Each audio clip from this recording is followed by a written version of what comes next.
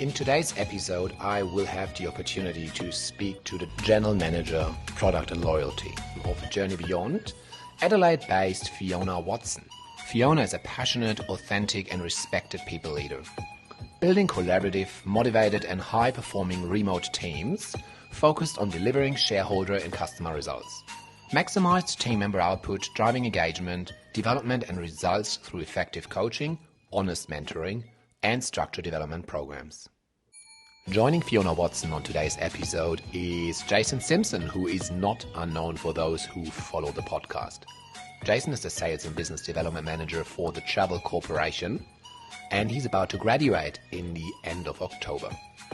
Jason has already committed to be a part of the Time community in South Australia after his graduation, being one of the representatives in the future.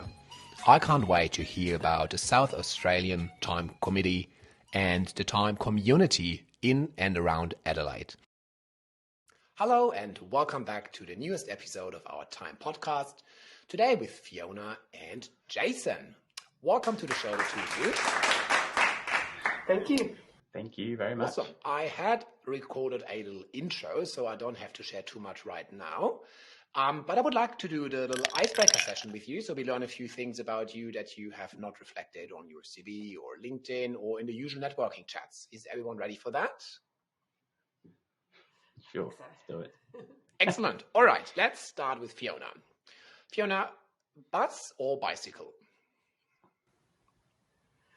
Ooh. Tough one. But I think of those two, I'd probably go, I don't have a bicycle, so I'd probably go bus, but my preference would be to walk. Okay, interesting. Jason, gardening or cooking? Or gardening, easily. I'm a useless cook, I'm afraid. Thankfully, I've got an amazing wife who should be a master chef, so I'm very lucky there. Nice, okay. So it's clear who does what, yeah. Fiona, fine dining or pub? I like both, but I'd probably go fine dining. I just don't go often enough, probably. But yes, I do enjoy fine dining. Yeah, me too. It's tough one always to choose like which one, but yeah, I probably would also go for. It's tough on the wallet sometimes, the fine dining, especially after the pandemic. Jason. Yes, exactly. I think I love fine dining because you know how the chefs get so creative and try and make the whole meal an experience. That I love. Yeah. But if I'm in the outback, boom, put me in a pub. I just love, as soon as that door opens, you just don't know what's going to come in or what's going to go out. And that, I think, is pretty exciting. Nice. Fiona, Disney or Marvel? Disney. Absolutely. Disney. I'm not necessarily the Marvel sort of person, but if you take Disney and you take it beyond the standard stuff, I love musicals, so Disney play in that space quite a bit. And Hamilton is sitting on the Disney Channel, Disney Plus, so definitely Disney. Okay, excellent. Jason, what about you? I'm not a huge kind of animated fan, to be perfectly honest, but I'm going to have to go Disney simply because I'm married to Winnie the Pooh. My wife did a stint at Disney and dressed up as Winnie the Pooh, so I think that's always had a lasting effect on me. Okay, interesting. Last one, Abba or Acdc? Oh, see, that's really tricky too, because I like all sorts of music, and I can go from musical theatre to Green Day to grunge to whatever. And Acdc was I was young when they first came out, and I really liked them. I also enjoyed Abba. So it depends on the environment and what I'm listening to. If you're having a few drinks and you're partying and want a bit of a dance, definitely Abba. So probably from that position, I'd lean towards Abba, but I love the whole spectrum of music. Mm-hmm. Okay. Jason, I have an idea what you're going to say, but we're waiting for your statement. Fiona, I think we need to hang out more. I think we could definitely share our Spotify playlist. But I'm going to have to go Acdc. I've got the tie, I've got the little hat, and there's a guitar sitting in the corner. So every day. Amazing. And obviously, let's do a transition to travel. What is your favorite travel destination and why? Oh, somewhere new is usually my favourite destination, somewhere I haven't been before, although I still like to go back to places. If I think of the most unusual that I've done in the past that blew me away. It was Macquarie Island, coming back on Orion cruise ship from Antarctica, and stunning weather, the most amazing wildlife. So Macquarie Island, other than that, where there's wildlife, I guess. It sounds like a time far, far, far away. It was. Jason, I think I've asked you that before, and I think it was Ireland. Do I remember that right?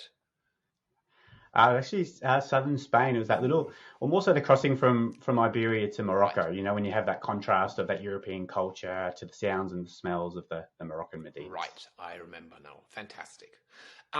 So, Jason, I think you're graduating soon, and Fiona, you're obviously involved in time for a while as well. Fiona, why did you actually commit to be the state representative for South Australia for time? Yeah, I guess it was all about giving back to the industry. So I've been in the travel industry for a very, very long time, showing my age there. And I had been somewhat involved when I was in Sydney, and I moved back to Adelaide in March last year, which was also interesting timing to make the move. And then at that time I was kind of tapped on the shoulder by Sue Graham and asking me to be that state representative. There was involvement beforehand. Ben Walters and Shannon Beresford did a great job of doing events pre that time, and I basically, at the time, I think Ben was planning to move overseas. It didn't happen, so Sue gave me a call and said, would you be the state representative? So new to South Australia, but I was very happy to keep things going and get things moving again post-COVID. Mm-hmm. And Jason, maybe from your point of view, why do you think it's important that we have those local representatives? Yeah, I think it's a really good point, Timo. It's a great program. It's a great organisation, as this kind of vlog will highlight. But what's really important is it's great. Time has a national overarching set of goals and vision.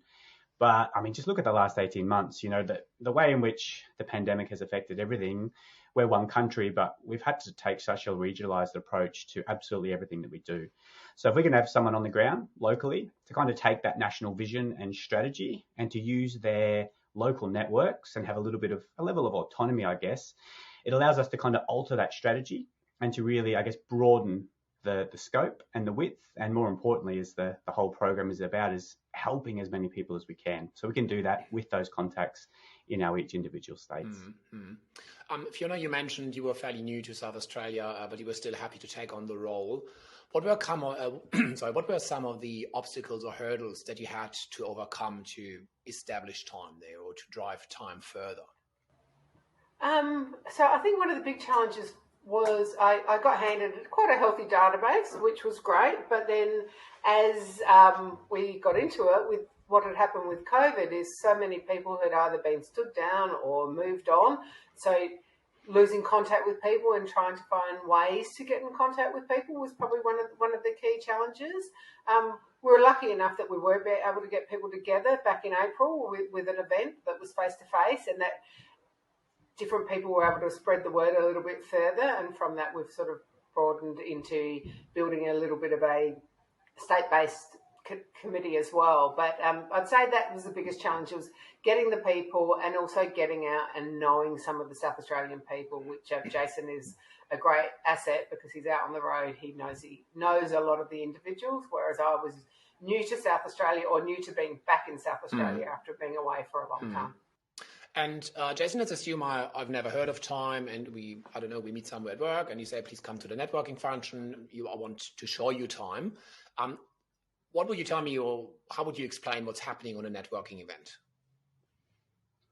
In a networking event? Well, hopefully you'll hear us because we're coming. We're going to amplify the voice, hopefully within the state. So hopefully you'll see and hear little bits and pieces everywhere. But I guess if I was to meet someone in the street, or if I was to see someone come out of a university and ask, or meet at a networking function, it's really, in a nutshell, the greatest way to explain it is, you know, we're a group of networking, or a group of likewise individuals with a common goal, and that's just to better ourselves and also help our industry move into the restart phase.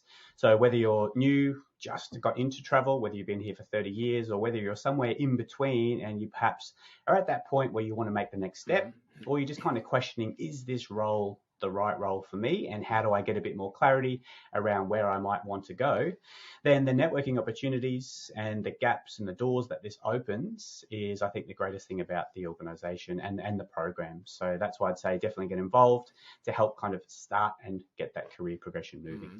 And the question to the both of you, from a perspective of an employer or from a business perspective, how does a local time community actually help from a business point of view? So I guess from my side, it's about helping building the network. So whilst my particular role is not in and around the business development side, it's still it enables everyone to get out there and meet others in the industry, and it helps increase that networking opportunity where you can potentially identify new opportunities.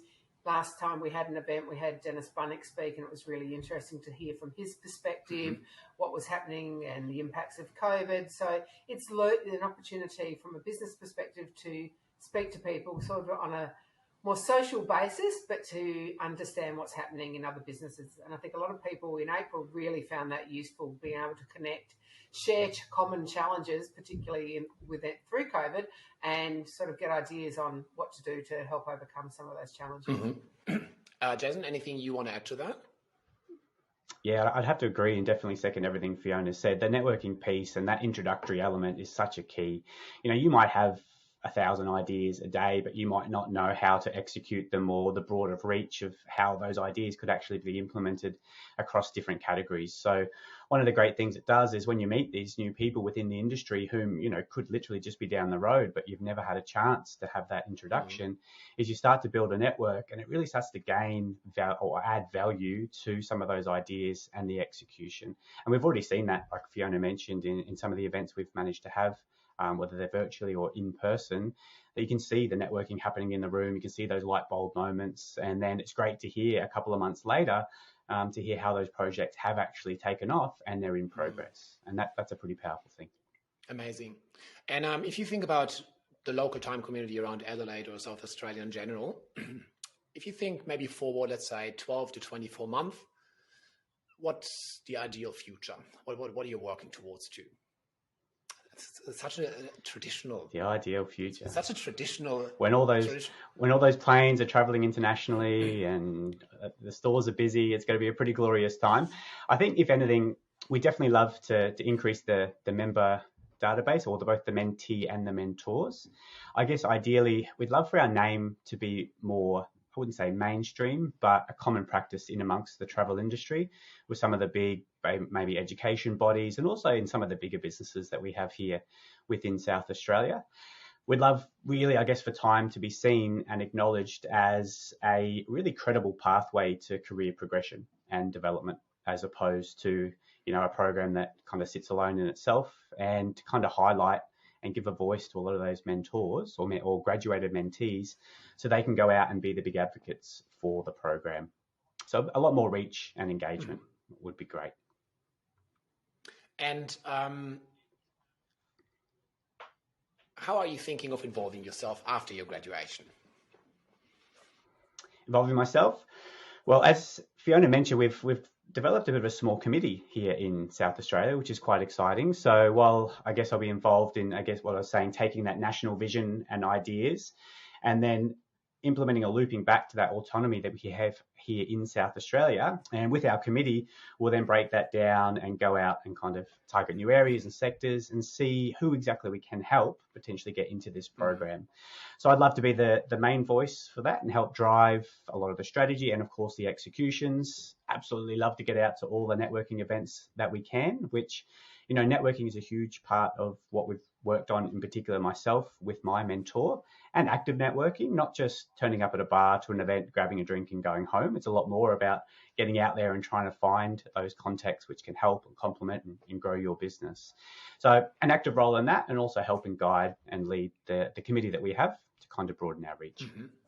And Fiona, what's your involvement in the upcoming, 12, 24 months? So as you could hear from Jason, he's just perfect for sort of taking the lead in the role, which I think is fabulous. And he's got the great network. And he's young. He's the future of time. So my vision is for me to be involved in helping in the background and supporting, and be out there to help make some of these events happen and help sort of thought leadership for the team across it, being probably someone that's almost double the age of most of the others on the committee. So really being that support person and helping them then take the leadership and driving it forward. Awesome. And I think, if you think about time in a nutshell, that's what we try to do.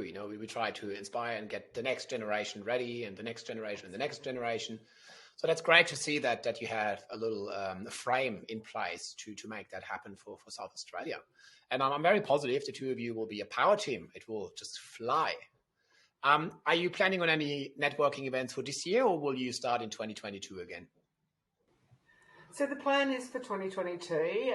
We were looking at later this year, but we've definitely got our eyes on some interstate people as being those keynote speakers at the event. So from that perspective, as we discussed it with the committee, there's a lot happening in the back end of the year. So we're going to be looking at February, March with some really exciting keynote speakers that I think a lot of people in Adelaide would love to come and hear. I always love listening to the keynote speakers because it's so valuable to hear about their career stories, where they had challenges, how they overcame them or not, either or. Always very valuable.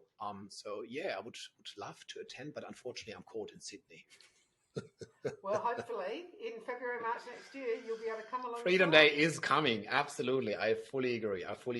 Well, we come to my last question. As you probably know, that's my favorite one. Let's start with you, Jason. Something you bought for less than $100 in the last 6 months that has influenced your life very, very positively. $100. Well, I've got a 3-year-old and a 7-month-old, so I don't get to spend too much on myself at the moment. But I guess something that does come to mind that I have bought, it's a little bit different. It's actually a annual subscription to the Calm app. Mm-hmm. I'm not a big meditator. I've tried yoga so many times. We've got yoga on all our Kentucky trips now, but I really pushed myself about 2 months ago because we've done so much work in this space within our company. And I thought, you know what, I'm going to bite the bullet. I bought an annual subscription, and I tell you what, it has been one of the best things I've bought because they just got a 10-minute session in the morning. Just helps clear your mind. You do your little list. I'm a big fan of eating the frog, if those of you who know about that principle. And then, but the real joy to it is it's actually got curated playlists that you can kind of put on in the background. And not just your general Spotify lists, but lists that actually are curated to help improve kind of engagement and activity and productivity. So that's probably my big win purchase for 2021. Amazing. And I'm a bit jealous that you actually stick to it, doing it at home on your own. I always think about an app, let's try it. I use it twice and then never open it up again. Fiona, what's your purchase? I'm on a 27-day streak. Sorry, Dino. Totally fine. I was originally going to say a bottle of gin or a bottle of wine, but that probably would be wrong. So I have just purchased, but I haven't started reading Robin Sharma's new book, Everyday Hero. So I don't know if you're aware of Robin Sharma as an author. He's a Canadian author who wrote The Monk Who Sold His Ferrari, and I read that book many years ago, and that was a really useful book, and he's written a lot of others that I've Leader Without a Title, all sorts of other leadership books. So that's probably going to positively influence as I get into it, but I've literally just bought it, but that's probably the one thing that I sort of noted down. Amazing. So you're on page 1. Absolutely. Lots to come. Awesome. I'm writing it down. So if someone wants to get in contact with you guys in Adelaide or South Australia, what's the best way to get in contact with you? Sure.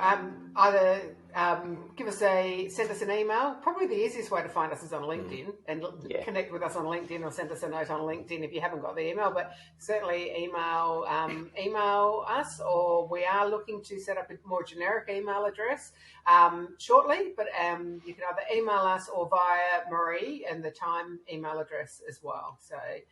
Okay, and I will probably just post the link of your LinkedIn profiles in the little description box, so everyone can have a look at your full career details.